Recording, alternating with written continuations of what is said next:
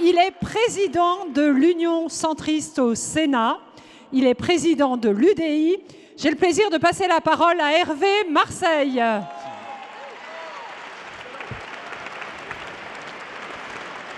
Merci. D'abord, merci Gabriel de m'avoir invité. Merci de nous avoir invités. Tu as raison. Ce n'était pas forcément écrit il y a quelques années. Et pourtant, nous nous retrouvons ici tous ensemble. C'est vrai que cette semaine, on a malheureusement beaucoup parlé de Madame Le Pen, certainement trop. Et notre rôle n'est pas de trouver des solutions aux misères de Madame Le Pen. Notre rôle, c'est de répondre aux attentes des Français. Madame Le Pen, elle a été condamnée par des juges indépendants à partir d'une loi que le législateur a votée. Le législateur a voté cette loi. Peut-être que cette loi est imparfaite, mais on ne change pas une loi uniquement pour des circonstances. Donc nous,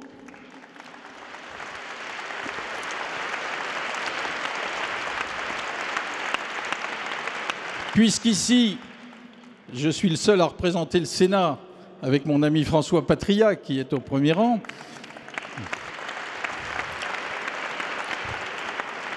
jamais nous ne voterons des lois de circonstance. En revanche, il nous faut répondre, Gabriel vient de le dire, à l'attente des Français.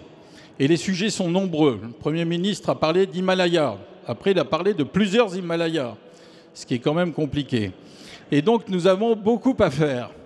Je crois que l'important, c'est effectivement de nous rassembler en Europe, comme vient de le dire Gabriel, parce que nous sommes des Européens convaincus, et on l'a montré il y a quelques mois derrière Valérie Hayer, qui a fait un magnifique combat.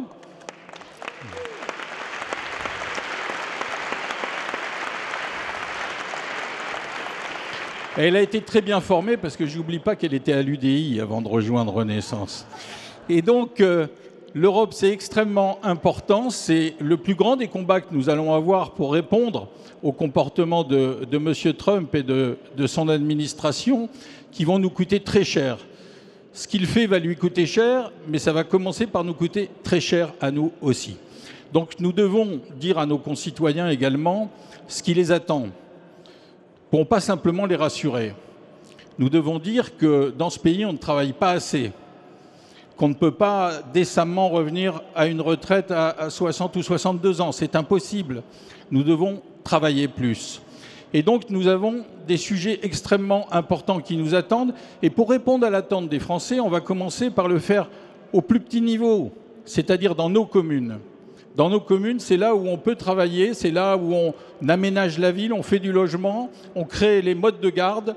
Et nous avons un sujet dont on ne parle pas assez, qui est considérable, c'est la dénatalité. La dénatalité qui atteint toute l'Europe, déjà et fortement l'Italie, qui a atteint le Japon et la Corée, met à mal tout notre système social. Tout notre système social, de répartition par les retraites et également, évidemment, du système maladie.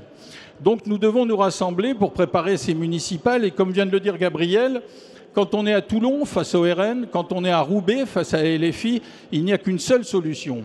C'est de se rassembler le plus fortement possible, le plus concrètement possible. Et même aller au-delà de notre rassemblement, parce qu'il faudra le faire pour éviter d'avoir affaire aux extrêmes de gauche comme aux extrêmes de droite.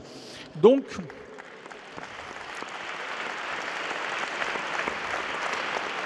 il est indispensable que nous nous réunissions et que ce qu'on appelle le bloc central déjà, mais aussi le socle, parce qu'il faut aller plus loin, est un pilotage et une organisation. Je crois que c'est indispensable. Le Premier ministre nous a réunis il y a peu. Je crois qu'il est indispensable qu'on continue ce travail de liaison les uns avec les autres, parce que les uns sans les autres, nous ne pourrons rien. Ici, personne ne peut gagner tout seul. Et ce que nous ferons au municipal doit nous préparer aux futures élections présidentielles.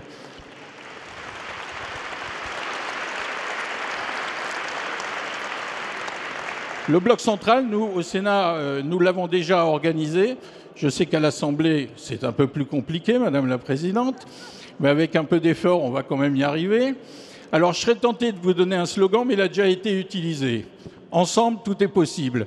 Alors, on ne va pas le reprendre, mais j'observe simplement qu'il a mené au succès.